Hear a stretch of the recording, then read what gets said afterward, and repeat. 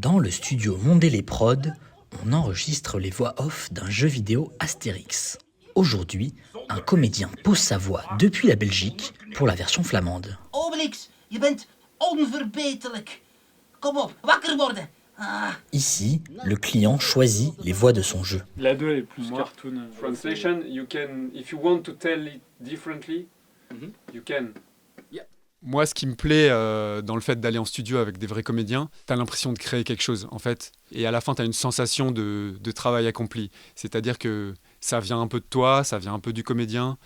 Avec l'IA, c'est un petit peu différent. Quoique, quand t'as réussi à bien parler à l'IA et que d'un coup, t'as un ordinateur qui te sort exactement la voix que tu voulais, il y a un petit côté un peu aussi magique. Cet ingénieur du son regrette la décision d'Amazon Prime. C'est quand même inquiétant, je trouve, parce que si ce grand groupe le fait, ça ouvre la porte un peu à tout le monde.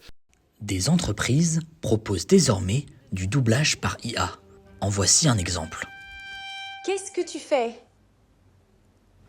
Qu'est-ce que j'ai l'air de faire ? Son fondateur défend ces nouvelles technologies malgré le flou juridique. On dit clairement au client, nous on fait un doublage par IA, c'est marqué sur le contrat, c'est très clair, on ne ment pas au client. Maintenant, si le client décide de ne pas le dire à son propre public, c'est son choix. Il y a un client qui m'a dit récemment, est-ce que vous pouvez nous fournir une liste de noms d'acteurs à donner pour dire que tel acteur a doublé tel rôle ? Et nous on a répondu, bah non, nous on fait un doublage par IA. Si vous voulez mettre des noms d'acteurs fictifs, c'est votre responsabilité, mais nous on vous fournit pas une liste d'acteurs fictifs. Nous on vous dit que c'est de l'IA, après vous faites ce que vous voulez.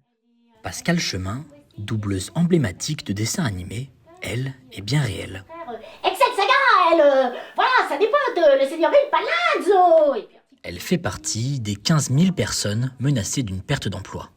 On interprète avec notre voix, bien sûr, avec notre cœur, avec notre souffle, avec notre vie.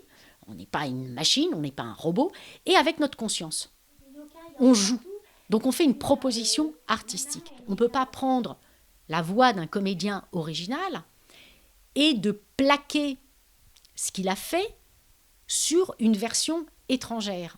La musicalité de la langue n'est pas la même, les accents toniques ne sont pas les mêmes, les tournures de phrases, etc. Ça n'est pas pareil, c'est une adaptation.